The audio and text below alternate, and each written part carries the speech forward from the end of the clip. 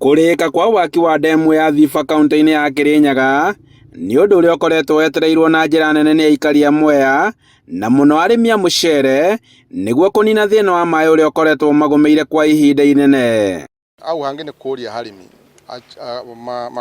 ma take advantage ya maaĩ mama makorwe maina production ya njuu ama ya igũrũ nikenda makorwe maki benefit like any other Kenyan. Dalili cia kũrĩkĩrĩra kwao nĩ cionekete thutha wa maaĩ kũhingĩrĩrio nĩguo mambĩrĩrie kũihũria ndemu ĩno, mĩhang'o ĩrĩa ĩtabanĩtio nĩ rũhonge rwa ũrĩmi wa maaĩ. A new beginning in the sense that there will be enough water for Mwea scheme, and most also it will enable us expand the areas that we are putting under rice crop. Maaĩ kwambĩrĩria kwerekerio ndemu-inĩ ya Thiba nĩ ũndũ ũrĩa ũreheire arĩmi a mũcere mwĩhoko amu rĩu nĩ marĩrĩmaga imera igĩrĩ harĩ o mwaka. Na nĩ tũrakena mũno nĩ tondũ ihinda-inĩ rĩrĩ tũrĩigua kũrĩa Thiba nĩ marabinga maaĩ nĩgetha mekĩrwo ndemu-inĩ, na maaĩ acio nĩ megũtũteithia na ũrĩmi-inĩ wa mũcere gũkũ tondũ nĩ tũthĩnĩtio mũno gũkũ nĩ ũrĩmi wa mũcere. Igũrũ rĩ ũrĩmi wa mũcere gũkũ ta rĩu kĩmera gĩthiru tũtĩnagetha mũcere.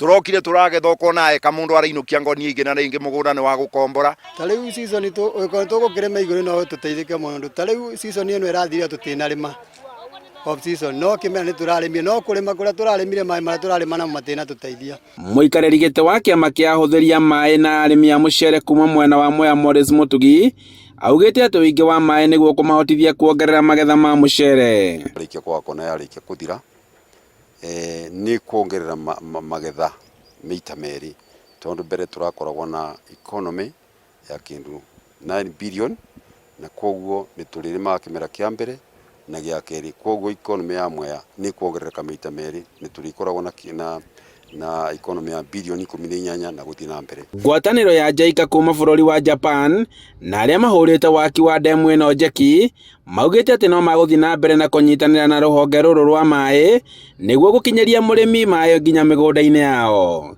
Kũrĩkĩrĩra kwa ndemu ya Thiba mwena wa gĩcũgũ kaunti-inĩ ĩno ya Kĩrĩnyaga kwerekeire kwandandũra ũrĩmi wa mũcere thikimu-inĩ ya Mwea na kũrĩa gũtanyĩtwo atĩ nĩ gũkorwo kĩongerereka na njĩra nene.